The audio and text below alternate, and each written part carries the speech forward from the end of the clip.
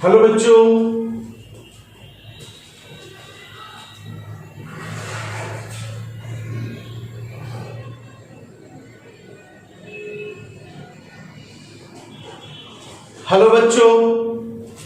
आज हम लोग फिर बात करेंगे चैप्टर 6 में। अब देखिए चैप्टर 6 में हमने क्या क्या बात किया था, पहले ये समझिए। देखिए एक चीज और, हम देखिए ये आपको हम भले टाइम दे रहे हैं, लेकिन इसका हम पीडीएफ भी डाल दे रहे हैं डिस्क्रिप्शन बॉक्स में। आप इसको डिस्क्रिप्शन बॉक्स से आप डाउनलोड कर लो और आपको इजी उतारने में आपको मदद मिलेगा। आप इजीली इसको उतार सकते हो, नोट डाउन कर सकते हो इजीली। तो आप सबसे पहले हम लोग बात कर रहे थे, अब अपने ये पे चला जाए। देखो हम लोग बात कर रहे थे क्या कि हम लोग मेटल से मेटल निकालना है, और से हम क्या निकालना है, मेटल निकालना है। और से क्या निकालना है बाबू, मेटल निकालना है। लेकिन और से जब हम मेटल निकालेंगे तो डायरेक्ट मेटल नहीं निकलता है, पहले भी बात कर चुके हैं। तो सर इसके लिए क्या करना पड़ता है, पहले इसको प्यूरिफाई करना पड़ता है, और को प्यूरिफाई करना पड़ता है, और से इम्पिडेंस निकालना पड़ता है। उसको बोलते हैं कॉन्सेंट्रेशन ऑफ ओर। उसको क्या बोलते हैं, कॉन्सेंट्रेशन ऑफ ओर बोलेंगे। अब हम कॉन्सेंट्रेट कर लिए, तो अब इसके बाद हमारे पास बचा और प्योर और बचा है। अब इस प्योर और से मेटल निकालना है, और से मेटल निकालना है। हमने क्या किया, और से बाबू, और से पहले इम्पिडेंस निकाला। इम्पिडेंस निकालने पर वो इम्पिडेंस निकाल दिया। उस इम्पिडेंस निकालने के लिए हम लोग अलग अलग प्रोसेस पढ़े हैं। उस टर्म को है उस टर्म का नाम है कॉन्सेंट्रेशन ऑफ ओर। आप पिछले लेक्चर में जाके देख लीजिए। आप कॉन्सेंट्रेशन ऑफ ओर क्या है, कैसे निकाला जाता है, ये डिपेंड करता है इम्पिडेंस का नेचर कैसा है, ओर का नेचर कैसा है। उसके आधार पे हम किस तरह का कॉन्सेंट्रेशन यूज करेंगे, कौन सा मेथड यूज करेंगे। बाबू आज हम लोग बात कर रहे हैं कि ओर से मेटल निकालने का। इसमें भी हम ऐसे डायरेक्ट ओर से मेटल नहीं निकलता है। पहले ओर को, और जैसे मान लो ये कार्बोनेट है, और है कार्बोनेट है, तो इस कार्बोनेट से पहले हमको ऑक्साइड बदलना पड़ेगा। अब जब ये ऑक्साइड है तब फिर हम यहां से ऑक्सीजन निकाल देंगे तो प्योर मेटल मिल गया। अब ये ओर को ऑक्साइड में कैसे बदला जाएगा, तो इसके लिए हमने पिछले लेक्चर में बात किया है रोस्टिंग और कैल्सिनेशन। हमने पिछले लेक्चर में डिस्कस कर चुका है कि रोस्टिंग क्या है, कैल्सिनेशन क्या है, और रोस्टिंग और कैल्सिनेशन के द्वारा हम ओर को मेटल ऑक्साइड में बदलेंगे। ओर को किससे बदलेंगे, मेटल ऑक्साइड में। यानी कि ओर से मेटल ऑक्साइड में बदलना सीख गए हैं। किसके द्वारा, या तो कैल्सिनेशन के द्वारा या तो रोस्टिंग के द्वारा। आज हम बात करेंगे कि इस मेटल ऑक्साइड से मेटल कैसे बनाएंगे। लेकिन इसमें थोड़ा सा कभी भी प्रॉब्लम होता है कि हम कैल्सिनेशन और रोस्टिंग के बावजूद भी कभी कभी कुछ इम्प्योरिटीज रह जाता है, जिसका मेल्ट जो आसानी से मेल्ट होता ही नहीं है। अब बताओ बाबू, अगर इम्प्योरिटीज रहेगा तो हम क्या जिंक ऑक्साइड से जिंक बदल सकते हैं क्या, इम्प्योरिटीज हटाना पड़ेगा बाबू। इम्प्योरिटीज उस स्थिति में हटाना पड़ेगा, और वो गलता भी नहीं है, इम्प्योरिटीज गलता भी नहीं है। तो क्या करना होगा, जब तक हटेगा नहीं वो, हम लोग इसको नहीं कर सकते। इस स्थिति में क्या करेंगे हम कि यहां पे एक सब्सटेंस डालेंगे जो इम्पिडेंस को गलाने के लिए, इम्पिडेंस को मेल्ट करने के लिए एक सब्सटेंस डाला जाता है। उस सब्सटेंस का नाम है फ्लक्स। उस सब्सटेंस का क्या नाम है, फ्लक्स।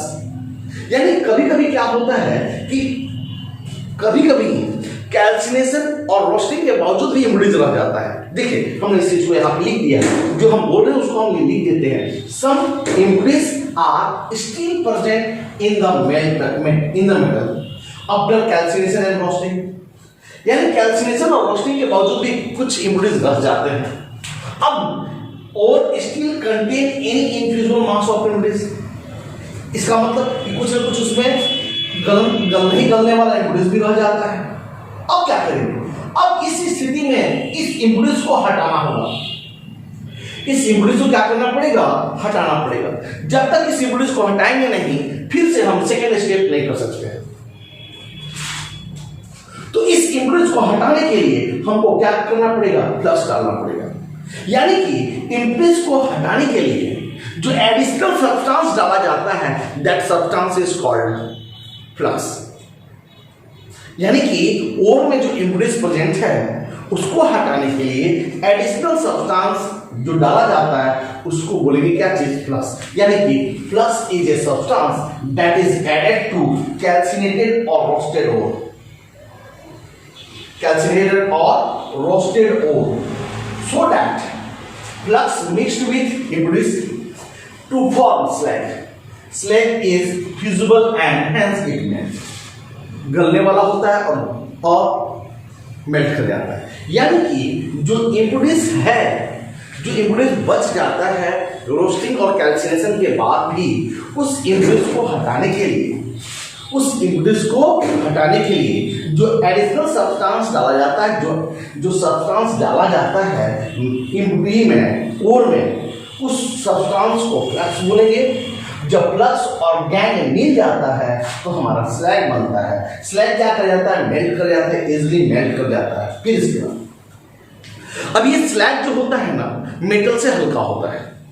स्लैग क्या होता है? मेटल से हल्का होता है। और मेटल क्या होता है? भारी होता है। अभी आप ही बताओ, मेटल भी गल गया और स्लैग भी गला हुआ है, और मेटल भारी है तो मेटल क्या कर जाएगा? नीचे चला जाएगा। मेटल क्या चल जाएगा? भारी होने के चलते नीचे चला जाएगा, और स्लैग ऊपर तैरता रहेगा। हम उस स्लैग को ऊपर से हटा लेंगे नहीं?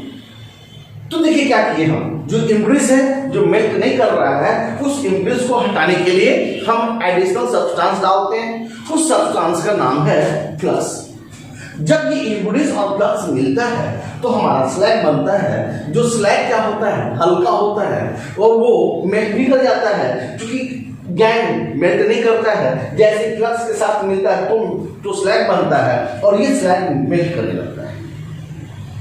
अब ये स्लैग ऊपर की ओर चूंकि हल्का होने के चलते ऊपर चला आता है, और मेटल भारी होने के चलते नीचे चला जाता है, इसलिए वो ऊपर तैरता है, उसको हम हटा देते हैं। तब तक आप इसे नोट कर लो।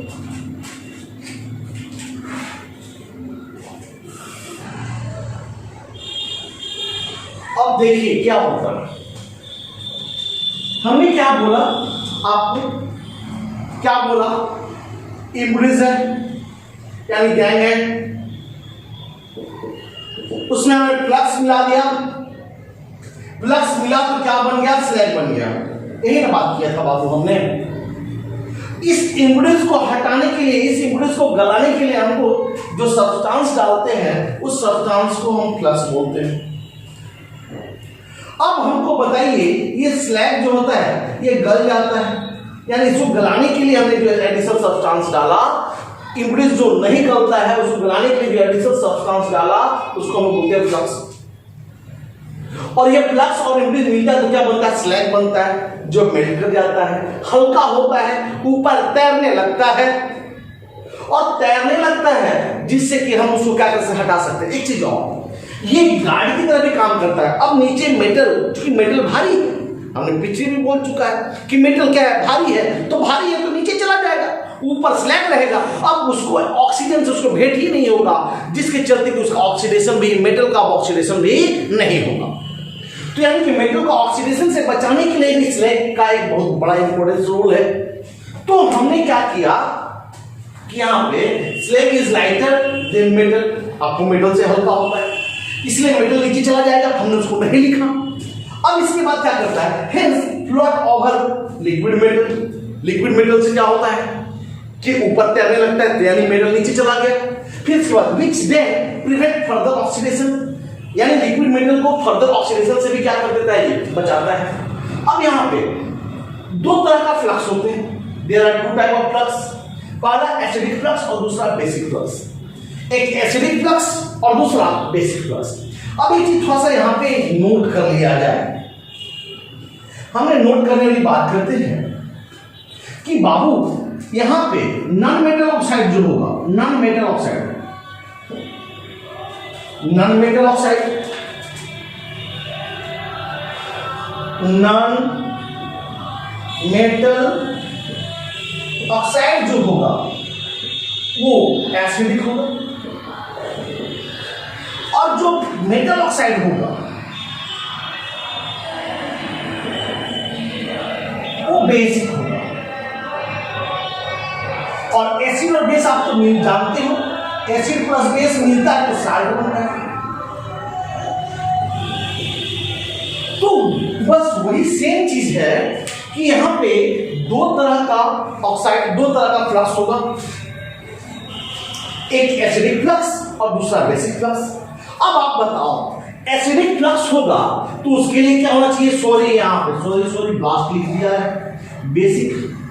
यानी कि जब एसिडिक फ्लक्स होगा तो दिमाग में बैठा है वहां बेसिक रहना चाहिए, इम्पुडिस।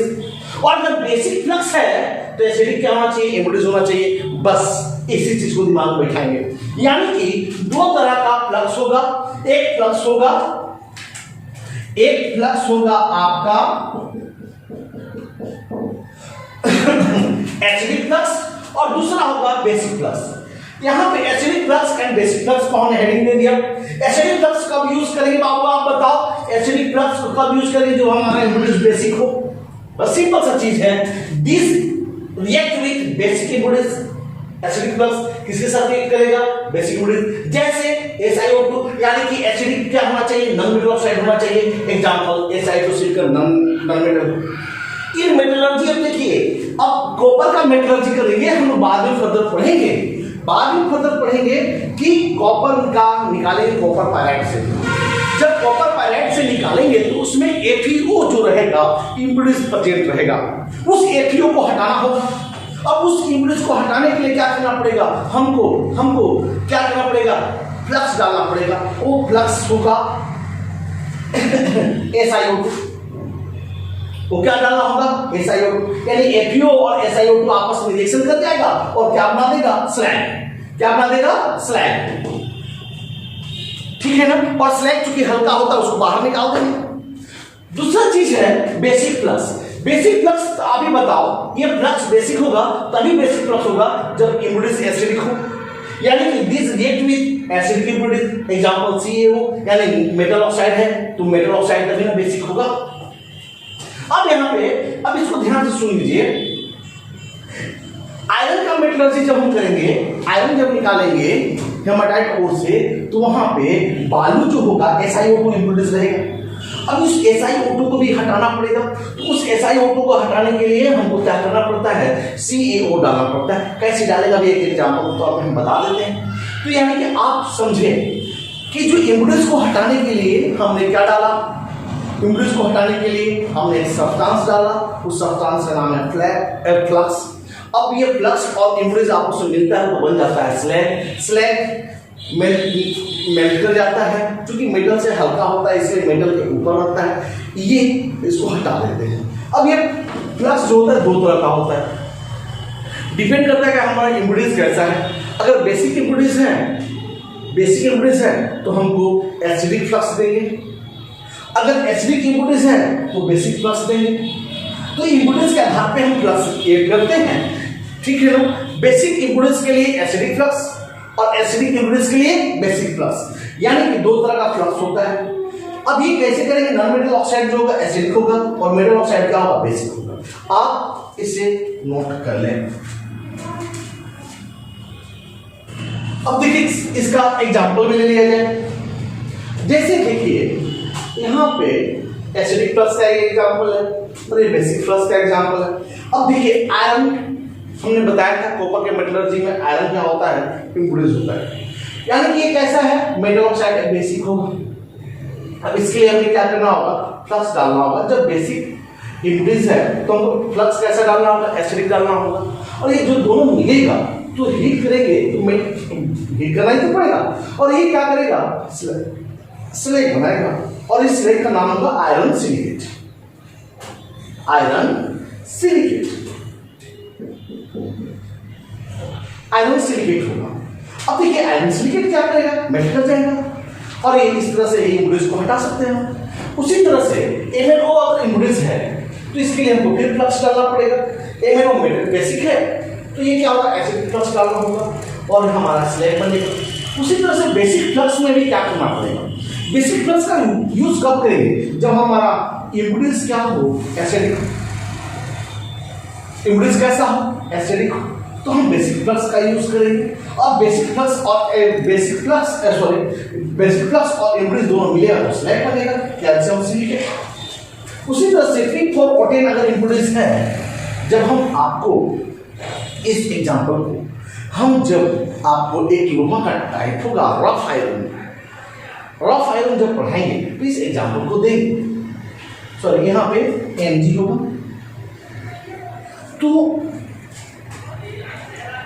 तो इस तरह से अगर इम्प्यूरिटीज है तो उसमें हमको क्या करना है, बेसिक फ्लक्स डालेंगे तो स्लैग बनेगा। दिमाग में बैठा है कि अगर इम्प्यूरिटीज हटाना है, कभी कभी कुछ इम्प्यूरिटीज बचा रह जाता है, उस इम्प्यूरिटीज को हटाने के लिए हम फ्लक्स का यूज करते हैं, और फ्लक्स जो यूज करते हैं तो फ्लक्स और इम्प्यूरिटीज आपस में मिल करके स्लैग का निर्माण करता है। तो आप इसे नोट कर लो।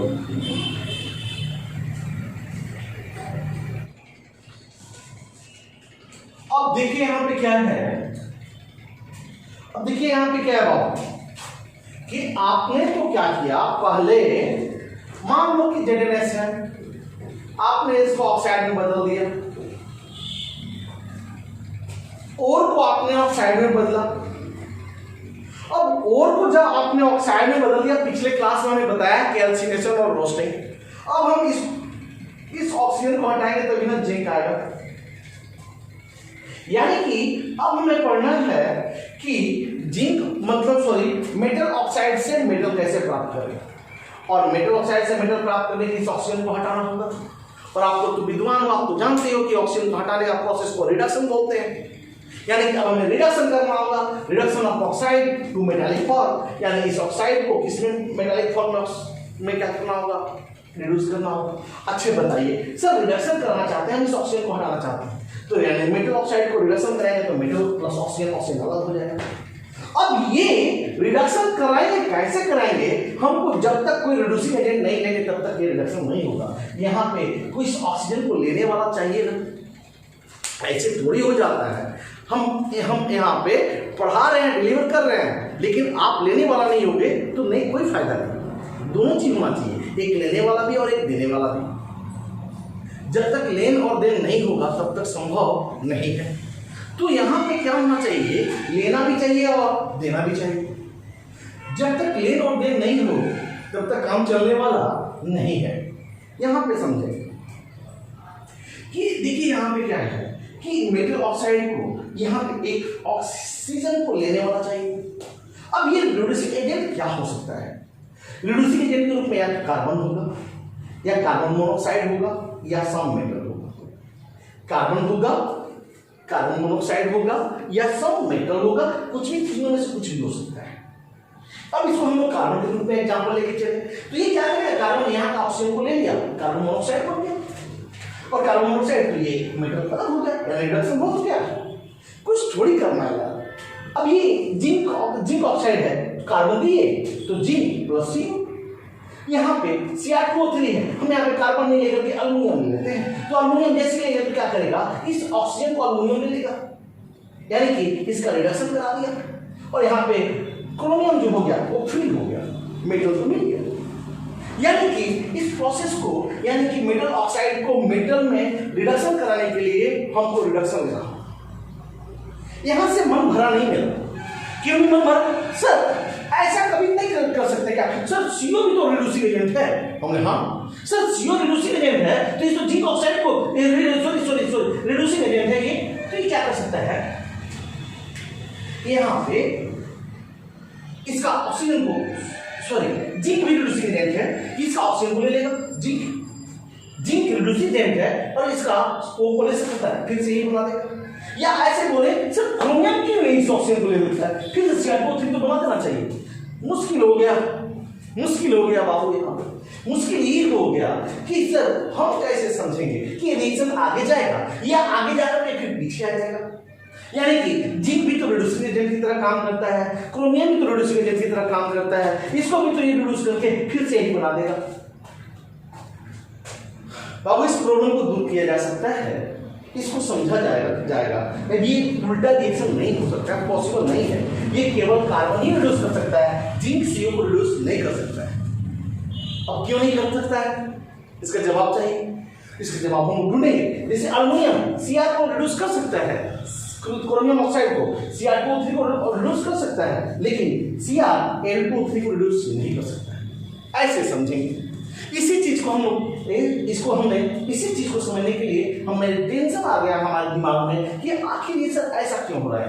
यानी हम कैसे डिसाइड करेंगे कि ये रिएक्शन पीछे क्यों नहीं जाए, केवल आगे की ओर जाए। How can you decide that chemical reaction will proceed in right direction, ऐसे कैसे हम डिसाइड करेंगे, या ऐसे इसी चीज को हम बोलेंगे how can you decide that exponential of chemical reaction, ये कैसे अपने आप ये होगा, कैसे रिडक्शन कर दे।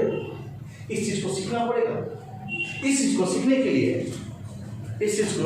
लिए हमें एक इक्वेशन की जरूरत पड़ेगा, गिब्स इक्वेशन का।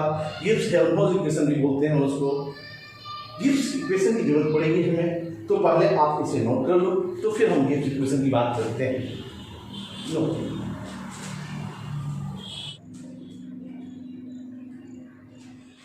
अब देखिए यहाँ पे क्या है, आपने बोला कि ये कैसे समझेंगे कि कोई भी रिएक्शन जो होगा आगे की ओर जाएगा, या कैसे जानेंगे कोई रिएक्शन का स्पॉन्टेनिटी यानी कि वो संभव होगा कि नहीं, अपने आप होगा कि नहीं होगा।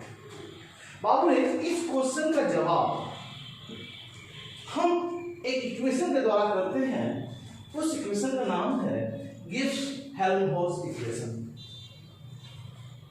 Gibbs Helmholtz equation. अब इस इक्वेशन के आधार पे हम समझा सकते हैं कि कोई रिएक्शन पॉसिबल होगा या नहीं होगा। देखिए यहाँ पे क्या है कि गिब्स हेल्महोल्ट्ज इक्वेशन यही है, delta G delta H minus T delta S। यहाँ पे क्या है, डेल्टा जी जो है गिब्स फ्री एनर्जी है।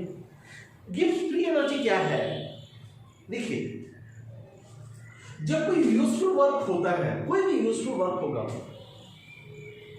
तो उस यूजफुल वर्क करने में जो एनर्जी लगता है उसी को बोलते हैं फ्री एनर्जी, यूजफुल वर्क करने। अब यहाँ पे डेल्टा H क्या है, एंथैल्पी चेंज। यानी कोई भी रिएक्शन होगा तो एनर्जी एब्जॉर्ब करेगा या एनर्जी इवॉल्व होगा। जो एनर्जी एब्जॉर्ब होगा या इवॉल्व होगा उसको एंथैल्पी चेंज कहेंगे। जो यहाँ पे टेम्परेचर है वो केल्विन में होना चाहिए। डेल्टा S एंट्रोपी चेंज, ये डेल्टा S एंट्रोपी चेंज है। एंट्रोपी क्या है, जैसे आप क्लास में बैठते हो तो एकदम सिस्टमेटिक बैठते हो बाबू, आपको नहीं। अब जैसे क्लास से बाहर जाते हो सब आपस में मिक्सिंग कर जाते हो, तो आपस में जो मिक्स कर गए तो इसका मतलब एंट्रोपी बढ़ गया। जितना ज्यादा मिक्सिंग होगा उतना ही ज्यादा एंट्रोपी होगा। दिमाग में आया? एंट्रोपी क्या करता है, मेजर रैंडमनेस। यानी जितना ही ज्यादा मिक्सिंग होगा। अब बताइए मिक्सिंग ज्यादा कहाँ होगा, सॉलिड में, लिक्विड में और गैस में कहाँ होगा। तो सर जाहिर सी बात है सॉलिड तो एकदम फिक्स पोजीशन पर रहता है, वहां मिक्सिंग होने की बात नहीं है, इसका मतलब वहां पे एंट्रोपी सबसे कम होगा। सर लिक्विड में थोड़ा सा एंट्रोपी बढ़ जाएगा।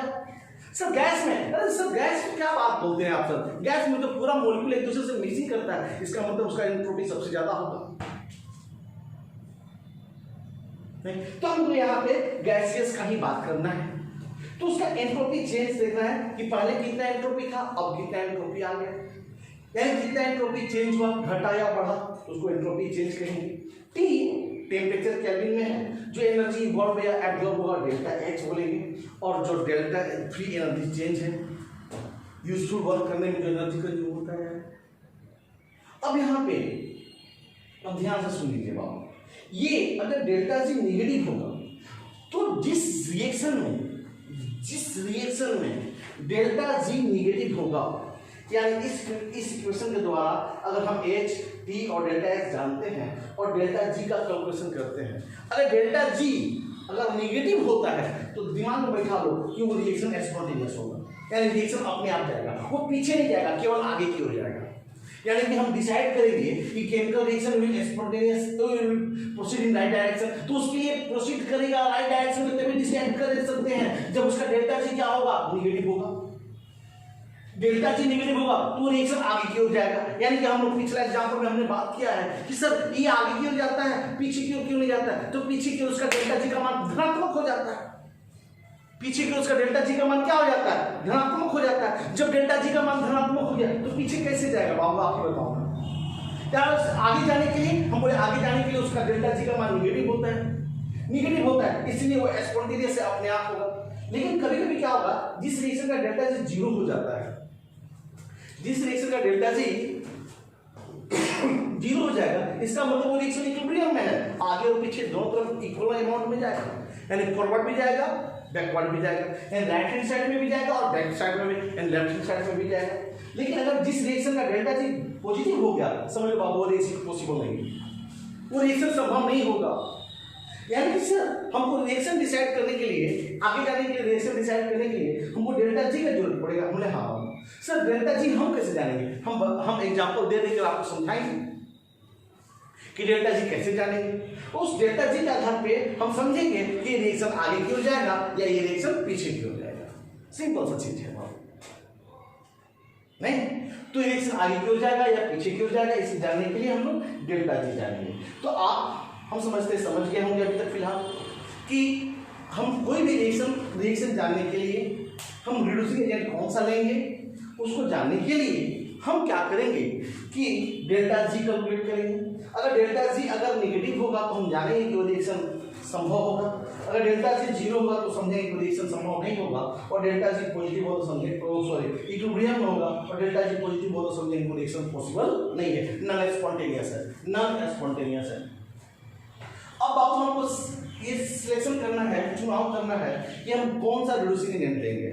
तो कौन सा रिड्यूसिंग एजेंट लेंगे, तो इसके लिए हमारे पास डायग्राम है, और वो डायग्राम है एलिनम डायग्राम। तो थोड़ा सा बड़ा है, उसको हम फेस एक नया लेक्चर में करेंगे, तब तो आप इसे नोट कर लो, इसे दिमाग में रखो, इसी का यूज करेंगे हम अगला लेक्चर में। तो इसको जब इसका लेक्चर में यूज करेंगे तो आपको दिमाग में रखना होगा इस सब चीज को कि डेल्टा जी क्या होना चाहिए, पॉजिटिव होना चाहिए, और डेल्टा जी का कैलकुलेशन इस इक्वेशन के द्वारा करेंगे।